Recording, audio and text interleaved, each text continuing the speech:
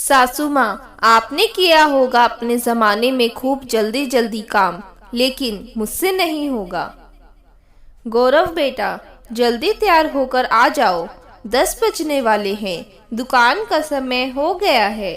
और वंदना, कितने धीरे हाथ चल रहे हैं तुम्हारे। गौरव के दुकान जाने का वक्त हो गया है, 10 बजे उसको निकलना है और घड़ी में 9:45 बज रहे हैं। अभी खाना भी तैयार नहीं हुआ तुम्हारा, अब आटा मलने जा रही हो। नलिनी गौरव को आवाज देकर खूब अच्छी तरह से शाल लपेटते हुए रसोई में आकर वंदना को आटा मलने की तैयारी करते हुए देखकर तमक्कर बोली, मम्मी जी, कर तो रही हूँ सारा काम।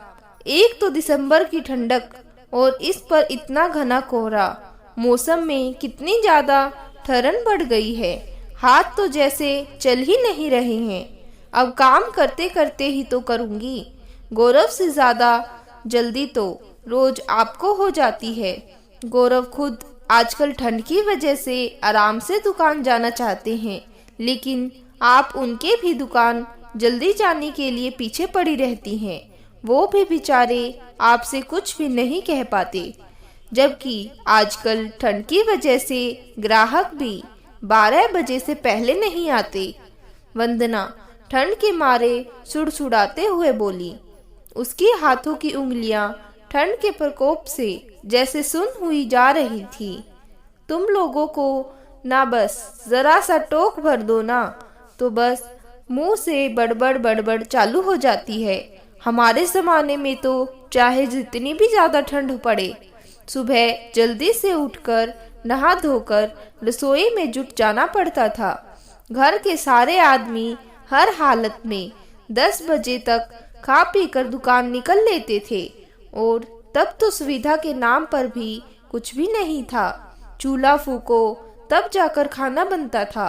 अब तो जितनी सुविधाएं उतनी ही बहुओं को काम करने में कहीली, और उस पर जरा सा टोक देने भर पर बीते भर की जुबान चलने लगती है। सो अलग नलिनी का अपने जमाने का पुराण चालू हो गया। मम्मी जी, टोक भर दो से क्या मतलब? आप तो रोज ही अपने जमाने की बातें लेकर शुरू हो जाती है। किया होगा आपने अपने जमाने में खूब काम जल्दी जल्दी, लेकिन मुझसे नहीं हो पाएगा।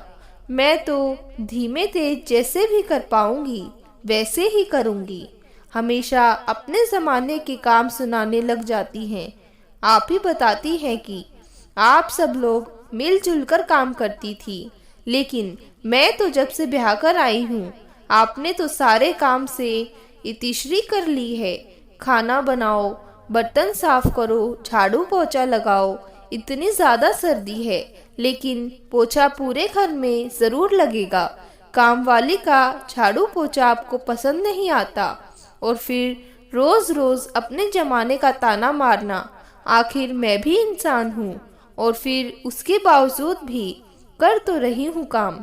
इतनी ठंडक के बावजूद भी अभी तक एक कप चाय भी ढंग से नहीं पी पाई हूँ बैठकर। ये नहीं देखा आपने? आप तो आराम से शाल ओढ़े लपेटे बैठी हैं, और वैसे भी अभी 9:45 ही तो बजे हैं ना। गौरव के तैयार होने तक रोटियां बना लूंगी। वंदना आंखों में आंसू भरकर बहुत ज़्यादा खिसिया कर बोली, क्योंकि नलिनी का रोज का यही नियम था। जहां घड़ी में 9:45 बजे नहीं की, रसोई में आकर वंदना के काम को लेकर बड़बड़ाना शुरू कर देती थी। लेकिन आज बहुत ही ज़्यादा ठंडक थी। एक तो ठंड के मारे हाथ पांव कांप रहे, और उस पर सास का अपने ज़माने का कथा पुराण। आखिर वंदना की सहन शक्ति जवाब दे ही गई, और जवाब देने पर मजबूर हो गई, और फिर वो अपने हिसाब से काम करने लगी। और इतना सुनकर सासू माँ अपने स्वभाव अनुसार बड़बड़ करती रसोई से बाहर निकल गई। मम्मी जी का तो सचमुच कुछ भी नहीं हो सकता, सिर्फ अपने ही बारे में सोचती रहती हैं। किसी दूसरे की तकलीफ के बारे में कभी भी सोचना नहीं चाहती। वंदना ने आंखों में झिलमिलाते हुए आंसुओं को साड़ी के किनारे से पोंछ लिया और फिर से काम में व्यस्त हो गई। दोस्तों, घर की बहुओं को अपने जैसा इंसान समझिए।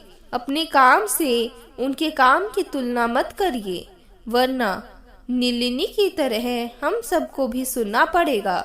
हर एक का अपना अपना काम करने का तरीका होता है।